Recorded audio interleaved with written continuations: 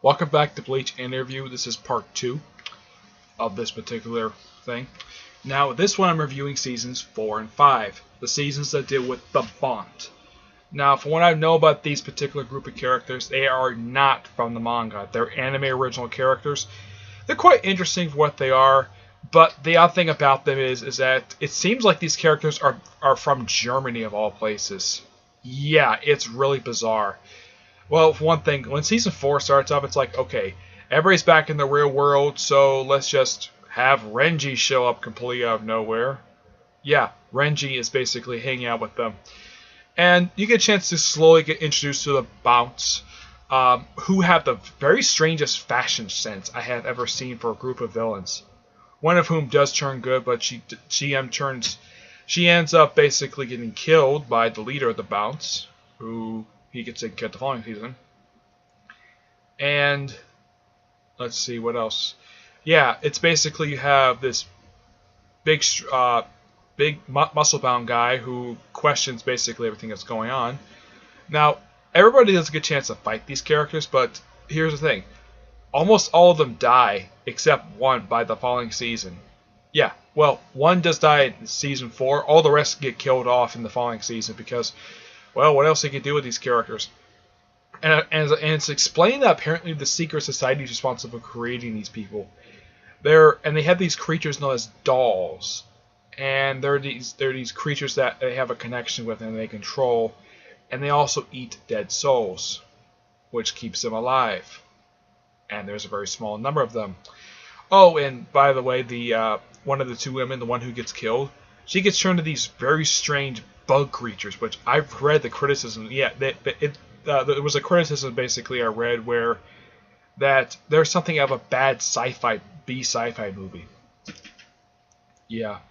The Bounts themselves are pretty interesting villains, and they're pretty threatening as well. Well, I would say the leader's more threatening than the rest of them because these guys look like they're so overpowered.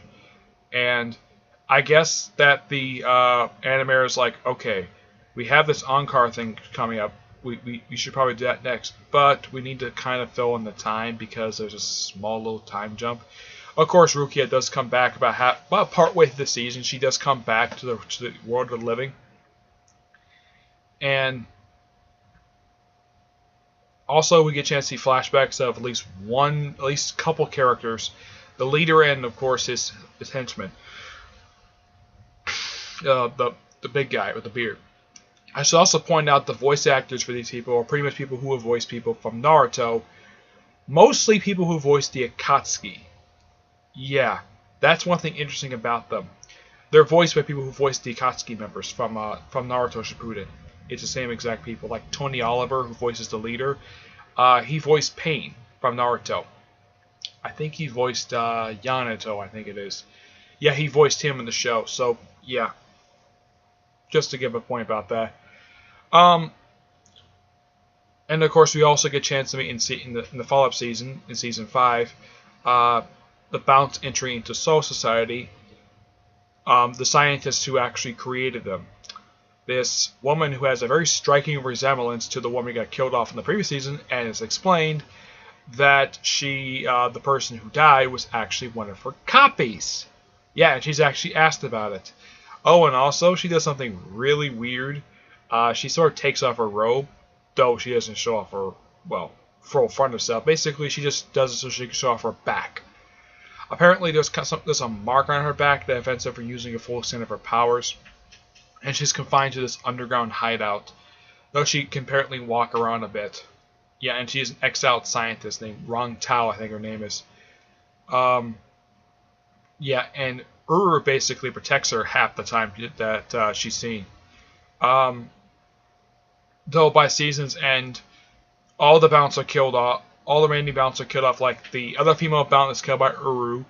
Trying to remember. I think the one with the orange hair, he got killed by Song Fang, the captain of Squad 2. The main villain, of course, got killed by Ichigo because, well, Ichigo's the main character, so kill out the main villain. Yeah, that's quite obvious. I'm trying to think, though. What about... I think that was it when it came to characters. I can't remember if there's... Oh, I think that The scientist guy, the one who was a smart one, he got killed by his own doll. And I believe got killed off in the previous season. So, yeah. And the whole thing with this Jonkon crest and apparently these special generators. And unlike the last, and when Ichigo and his friends go to Soul Society the second time, they actually got permission to go there this time. The first time they actually broke in just to rescue Rukia. This time they got permission to do it. So, oh, I almost forgot. There's this old man who's part of the group, and he got killed by the captain of Squad 12, the guy who Uru fought in during the Soul Society stuff arcs. It was nice to see him actually kill one of the bad guys. Okay, fine. Uru basically killed the other female one, and this is quite weird for him. In the Roncar stuff, he faces off against another female villain. It's like, I don't know if this was the fault of the animators or the original writer, but is it just me, or do they like having Uru fights female villains? That's the way it seems. It just seems so funny. And he kind of gets a partial restoration of his soul reaper, of his Quincy powers. Yeah, because of an artifact he was given by the captain of Squad 12. He sent his lieutenant, Nemu, I think her name is, who, it seems like this woman doesn't have much personality, and half the time her captain pretty much insults her. He doesn't, let's say, hit her, not that obviously, he doesn't abuse her, he just basically constantly insults her, and it seems like she doesn't mind being insulted by, and she calls him Master, which I'm like, okay, he's your captain, and you call him Master. This is something that's never been properly explained of why she does it. I know for a fact she's a creation of, well, the head the captain of Squad 12. Yeah, I don't remember his name. But, yeah, she's the one who gives him the Quincy artifact. Basically, it's a bracelet with a cross on it, and apparently restores Uru's powers. And he pretty much uses it pretty well, all things considered. He sort of gets his own special new outfit with his Quincy powers restored. Well, partially restored, not fully restored like they are in the following season.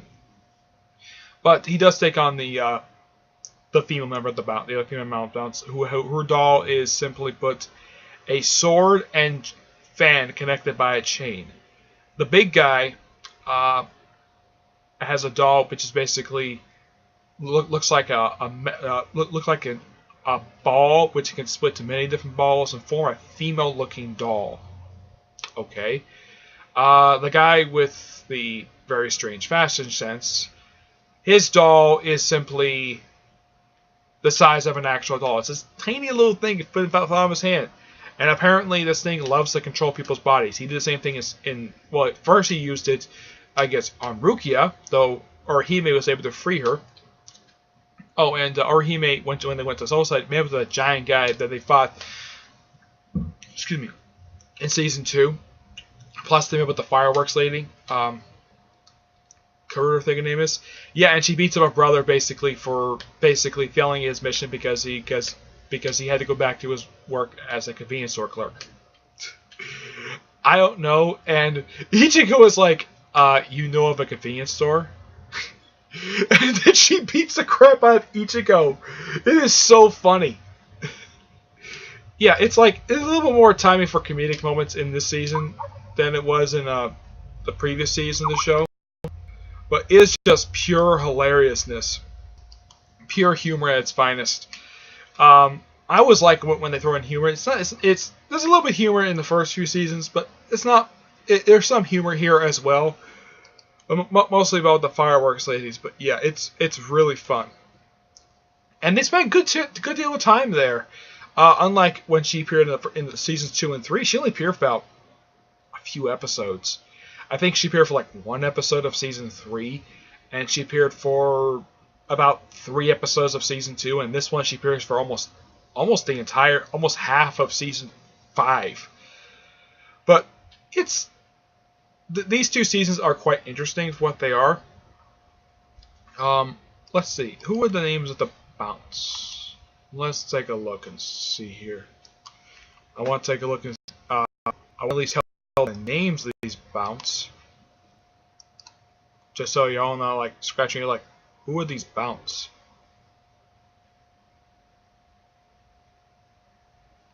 Okay. Here we go. The Bounts. Oh, and the leader speaks with a German accent. Okay, you have Jin Koya, Koga. There's Kane, but he died in the past. Ho and Bane. These guys basically use water bottles to attack people with. Uragawa is, well, the guy who was with the orange hair thing. There's Yoshi, who's the other female member of the group. There's also Yanato. She's the first one to die. There's also Mabashi.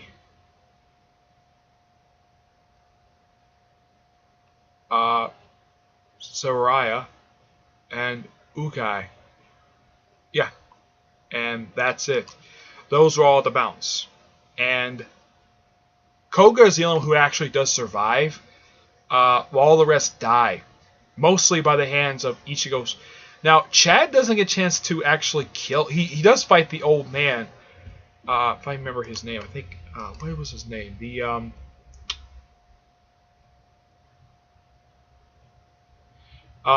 Sorodrya, yeah.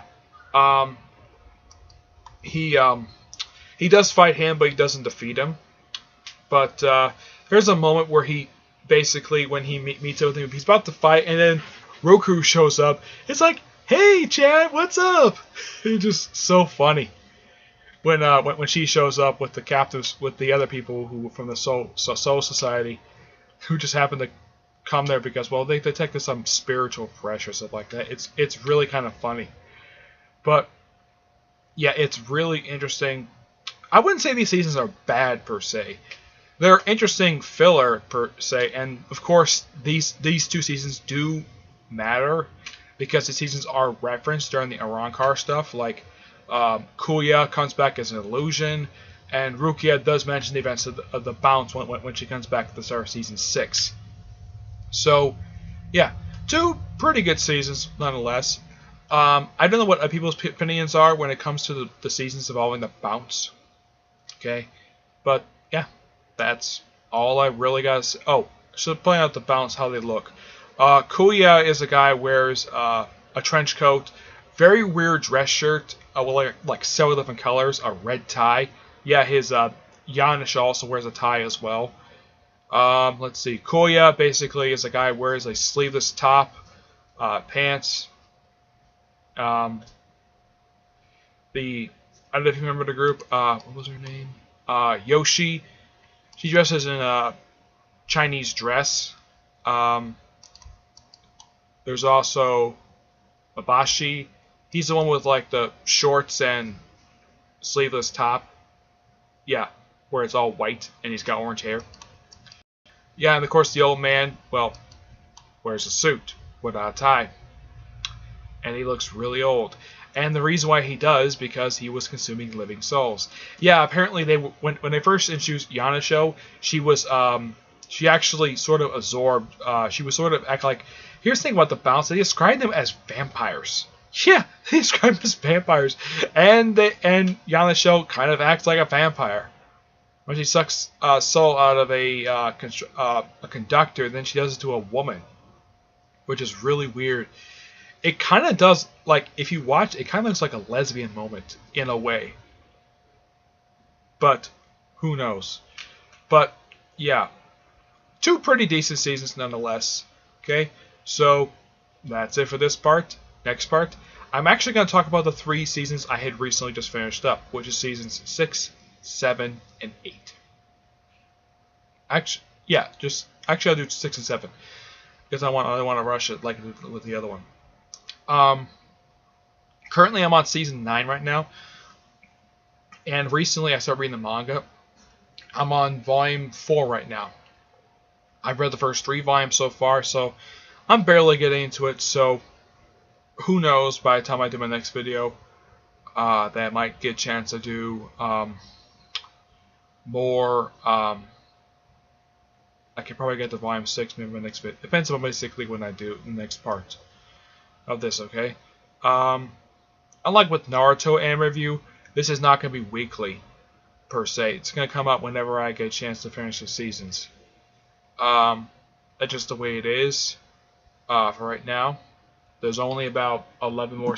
Well, for me, anyways, I'm already halfway through the show already. I'm on season 9, so at the finish this current season I'm working right now, I have 7 more seasons to go, and then I'm done with the show. And after that, the only thing left to go is just, well, obviously the manga. I gotta work on that. The films, there's about 4 of them. I'll watch them after I finish watching the show. And I think there's some OVAs I can watch too. And of course, like Naruto, it's got light novels as well. So who knows?